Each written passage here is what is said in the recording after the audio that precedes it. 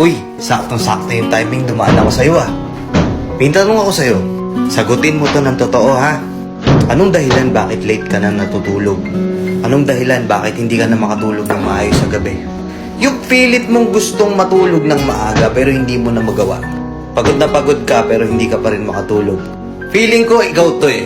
Yung tipong bibuelo ka na, hihiga ka na sa higaan mo, sobrang tahimik na sa kwarto mo, pinatay mo na yung ilaw, humiga ka na. Tapos pagkahiga mo, nakadilat ka lang. Hirap ka nang matulog. Sobrang late na.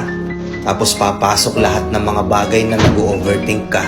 Nakakainis, gusto ko na magpahinga. Bakit ganito? Tuwing gabi na lang natitrigger yung anxiety ko. Hindi ka na nga nagkape, puyat ka pa din.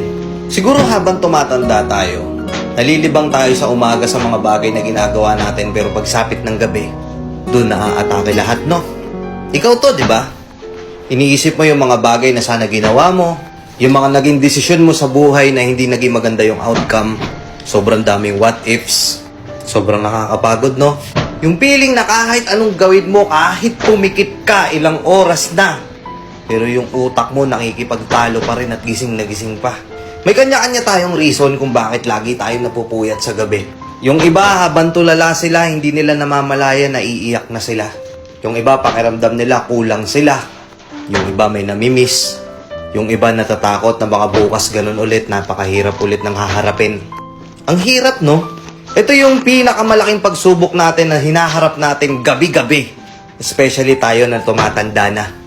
Habang lumilipas yung oras, bakit ganun? Parang ang bilis ng araw. Parang masyado na akong busy, ang dami na nangyayari. Minsan, puro kalungkutan pa yung nangyayari. Asa na yung dating ako? Masaya pa ako nun eh. Nakakatulog ako ng mahimbing. Wala akong iniintinding problema. Yung tipong ayaw mo nang matulog kasi pag gising mo natatakot ka na ganun na naman bukas. Paulit-ulit na lang yung nangyayari. Nakakapagod. Gigising ka ng pagod. Matutulog ka ng puyat. Nararanasan niyo yun? O wag kayo mahiya, pwede kayo magkwento dito sa comment section. Ano yung reason kung bakit ganun? Bakit napupuyat kayo sa gabi, hirap kayong matulog? Tapos ito pa nakakapikon dito. Minsan makakatulog ka nga ng gabi pero magigising ka ng hating gabi. Magigising ka ng madaling araw. Alanganing oras. Nararanasan nyo yun o ako lang ba? Magigising ka, di ka na makakatulog ulit. Sa sobrang tahimik sa kwarto mo, sa sobrang tahimik dun sa lugar na tinutulugan mo, lalong dumadami yung iniisip mo, lalong hindi ka nakakatulog. Siguro part na talaga yun ng pagtanda natin, ng paglaki natin, ano? Pero sana dumating yung araw na makamtan mo yung peace sa utak mo, no? Naniniwala ako na dadating din yung araw na wala na tayong pinoproblema, makakatulog tayo na mahimbing, gigising tayo ng malakas na malakas sa umaga.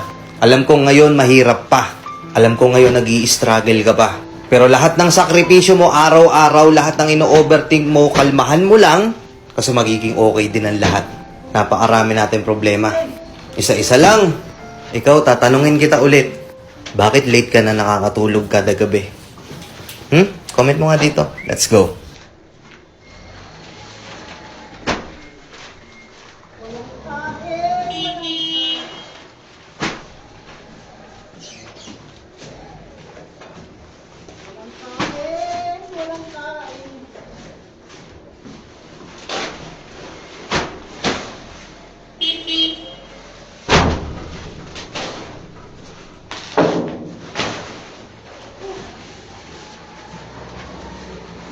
Maraming salamat.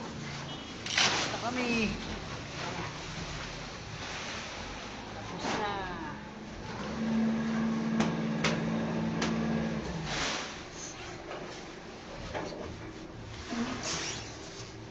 Walang break time. Walang kain. Walang break time, walang kain. Okay.